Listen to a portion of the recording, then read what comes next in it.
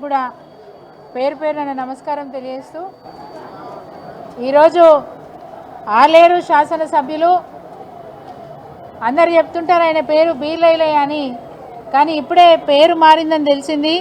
భూదందాల ఐలయ్యగా ఆయనకు పేరు వచ్చిందనే విషయం తెలిసింది. మరి నిజమే, ఆ భూదందాల ఐలయ్య భాగవతం బయట పెట్టడానికే ఈరోజు రావడం జరిగింది. బీర్లైలయ్య భూదందాల భాగవతాన్ని బయట పెట్టడానికే ఈరోజు మీ ముందుకు రావడం జరిగింది. నిన్న మొన్న పత్రికలలో చాలా స్పష్టంగా వచ్చింది. కొలన్పాకలో 472 సర్వే నెంబర్, 473 సర్వే నెంబర్లలో 7 ఎకరాల 27 గుంటల భూమిని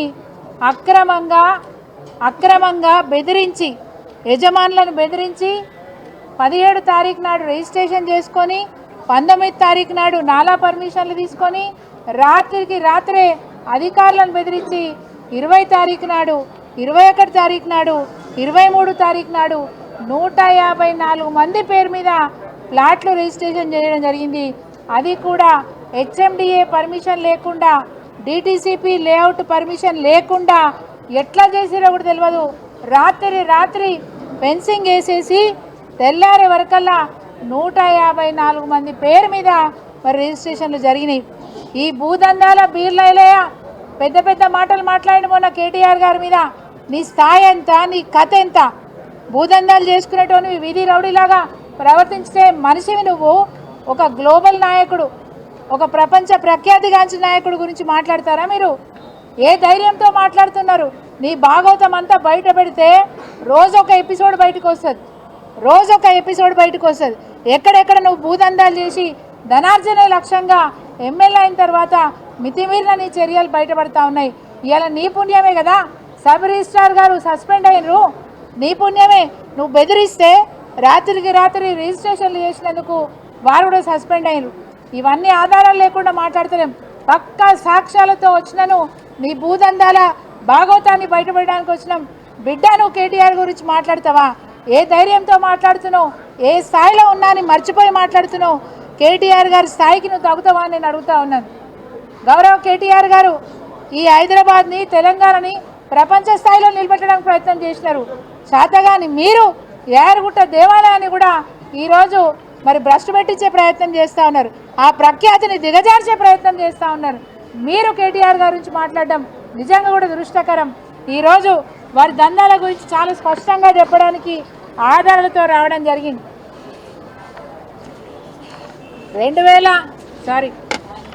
మొన్న 17 డిసెంబర్ నాడు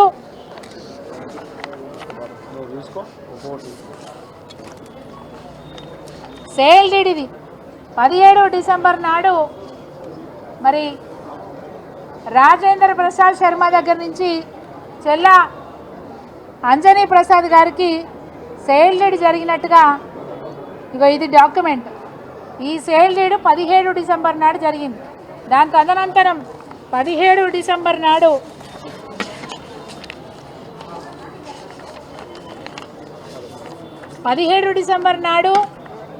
సేల్ డీడ్ జరిగితే 19 డిసెంబర్ నాడు నాలా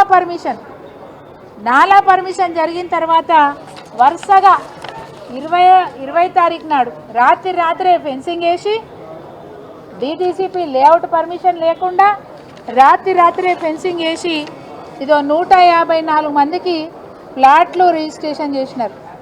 3 రోజులు 154 మందికి డాక్యుమెంట్లు అంటే రిజిస్ట్రేషన్లు చేసినారు.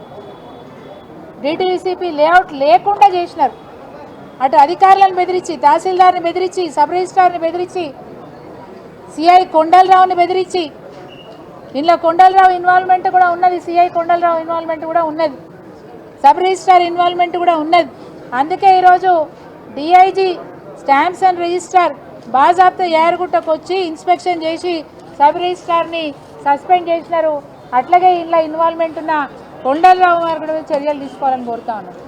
చీటికి మాటికి, చిన్నదానికి పెద్దదానికి రేవంత్ రెడ్డి గారు నోరేసుకొని మాట్లాడుతూ ఉంటాడు. ఆయన ముఖ్యమంత్రి స్థాయిని మర్చిపోయి మాట్లాడుతూ ఉంటాడు. ఆయన ఎవరు దొరికితే వాళ్ళని జైలుకు పంపించే ప్రయత్నం చేస్తూ ఉంటాడు. ఈరోజు మేము అడుగుతున్నాం, బాజాబ్తా అధికార పార్టీలో ఉన్న ఎమ్మెల్యే భూదందాలు చేసి అనేక అక్రమాలు చేస్తూ ఉంటే మరి ఈయన మీద ఏం చర్యలు తీసుకుంటారు రేవంత్ రెడ్డి గారు అని మేము అడుగుతా ఉన్నాం. తప్పకుండా సిబిఐ కేసు పెట్టాల్సిందే, ఈడీ యాక్ట్ పెట్టాల్సిందే, వీరిని కూడా మరి విచారణ చేయవలసిందే. ఎట్లయితే చిన్నవాటికి పెద్దవాటికి అందరిని మీరు టార్గెట్ చేసి వెళ్తూ ఉన్నారో ఈరోజు సాక్ష్యాలతో చూపిస్తూ ఉన్నాం. తప్పకుండా ఇతని మీద కేసు పెట్టి విచారణ చేయాల్సిందిగా మేము కోరుతా ఉన్నాం. ఇంకొక ముఖ్యమైన విషయం మీకు చెప్పాలి. మొన్న 7వ తారీఖు జనవరి జంగయ్య అనే వ్యక్తి తీర్మార్ మల్లన్న గారి దగ్గరికి వెళ్ళినారు. శాసన మండలి సభ్యుడు తీర్మార్ మల్లన్న దగ్గరికి వెళ్ళి ఒక కంప్లైంట్ ఇచ్చినాడు. అయ్యా, నాకు పలానా దగ్గర భూమి ఉంది, డిటిసిపి లేఅవుట్ పర్మిషన్ లేకుండా మరి పలానా వ్యక్తులు ఈ విధంగా 154 మందికి మరి రిజిస్ట్రేషన్ చేసినారు, ఇలా అక్రమాలు జరిగినాయని చెప్పి తీన్మార్ మల్లన్న దగ్గరికి వెళ్తే తీన్మార్ మల్లన్న గారు దాని మీద ఎండార్స్మెంట్ చేసినారు. స్టాంప్స్ అండ్ రిజిస్టర్స్ ఐజీకి మరి ఎండార్స్మెంట్ చేసినారు. ఇది ఇంతటితో ఆగకుండా తీన్మార్ మల్లన్న గారు స్వయంగా తన లెటర్ ప్యాడ్ మీద లెటర్ కూడా పెట్టినారు. స్టాంప్స్ అండ్ రిజిస్టర్ ఎమ్మెల్సీ గారు తీన్మార్ మల్లన్న గారు ఇక్కడ అన్యాయం జరిగింది, అక్రమం జరిగింది, దీని మీద చర్యలు తీసుకోండి అని చెప్పి స్టాంప్స్ అండ్ రిజిస్టర్ కమిషనర్ గారికి ఒక లెటర్ కూడా పెట్టినారు. ఇది వారి లెటర్ ప్యాడ్ జిరాక్స్ కాపీ. అంటే కాంగ్రెస్ పార్టీకి సంబంధించిన ఒక శాసన మండలి సభ్యుడే చర్యలు తీసుకోమని చెప్తుంటే ఈ భూదందాలో ఇన్వాల్వ్ అయిన వాళ్ళను, ఈ భూదందాలకు వెనక ఉండి నాటకాలు ఆడిన మరి ఎమ్మెల్యే గారి మీద బాజాప్తా బలహీన వర్గాలకు సంబంధించిన ఎమ్మెల్యే ఉమ్మడి నల్గొండ జిల్లాలో అని చెప్పి స్పష్టంగా క్యూ న్యూస్లో కూడా మెన్షన్ చేసినారు. సో ఇన్ని ఆధారాలు ఉన్నాక కూడా మరి బీర్లైలయ్య గారి మీద ఈ ప్రభుత్వం ఎట్లాంటి చర్యలు తీసుకోబోతా ఉందని చెప్పి మేము అడుగుతా ఉన్నాం. మేము డిమాండ్ చేస్తూ ఉన్నాం, ఆధారాలు లేకపోయినా అక్రమంగా కేటీఆర్ గారి మీద కేసు పెట్టి విచారణకు పిలిపిస్తున్న ఈ ప్రభుత్వం, అదేవిధంగా ఆధారాలు లేకున్నా లగచర్లలో ఉన్న గిరిజన రైతులను పరామర్శించడానికి పోయిన పట్నం నరేందర్ రెడ్డి గారి మీద అక్రమంగా కేసులు పెట్టి 31 రోజులు జైల్లో పెట్టినారే. ఈరోజు ఇన్ని ఆధారాలతోని మరి ఎమ్మెల్యే గారు బీర్లైలయ్య గారు దొరికితే ఎన్ని రోజులు మీరు జైల్లో పెడతారో చూస్తాం. ఒకవేళ ఈ ప్రభుత్వం కనుక పక్షపాతం చూపించి వాళ్ళ ఎమ్మెల్యేను కాపాడుకునే ప్రయత్నం కనుక చేస్తే ఎక్కడి వరకైనా పోతాం, కోర్టుకైనా పోయి బాజాప్తా ఆ శాసనసభ్యుడి మీద యాక్షన్ తీసుకునే దాకా వదిలిపెట్టమనే మాట చెప్తా ఉన్నాం. అనేక మందిని బెదిరించి అవసరమైతే నేను కిడ్నాప్ చేస్తా అని చెప్పి బెదిరించి మరి చేస్తూ ఉన్నారు.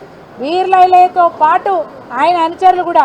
ఇగో మా యాదగిరిగుట్ట మండల బీసీసీఎల్ కన్వీనర్ కౌడ మహేందర్ ఇవాళ ఉదయం ఫోన్ చేసి అరే నువ్వు ఎక్కువ తక్కువ నకరాలు చేయకని చెప్పి బెదిరిస్తూ ఉన్నారు. ఆయన అనుచరుడు మాజీ ఎంపీపీ చీర శ్రీశైలం వాట్సాప్లలో కాల్ చేసి బెదిరిస్తూ ఉన్నారు. నువ్వు రోడ్డు మీదకి వస్తే నీ అంత చూస్తా అని మాట్లాడుతూ ఉన్నారు. ఏం చేస్తారు మీరు అంటే మీకు ఎదురు మాట్లాడితే, మీరు చేసే అక్రమాల గురించి మాట్లాడితే మా మీద మీరు దాడి చేస్తా అని చెప్పి బెదిరిస్తారా? ఈ విధంగా బెదిరిస్తున్న నాయకుల మీద వెంటనే చర్యలు తీసుకోవాలని చెప్పి మేము డిమాండ్ చేస్తూ ఉన్నాం.